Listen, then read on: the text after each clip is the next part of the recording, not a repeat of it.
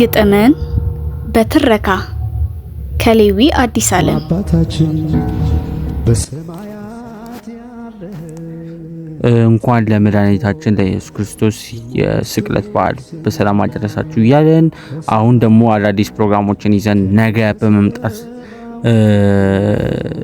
ልናሳውቃችሁ እንወዳለን። ግጥም በትረካውንም በእኔ በሌዊ አዲስ ዓለም አዘጋጅነትና በባልደረባዬ በቢዛዊት ለማ አዘጋጅነት መሰረት አሁንም እንደቀጠለ ነው። በዛሬ ፕሮግራማችን አዲስ ፕሮግራሞችን ይዘን እንደምንመጣ ቃል ገብተንላችሁ ነበር።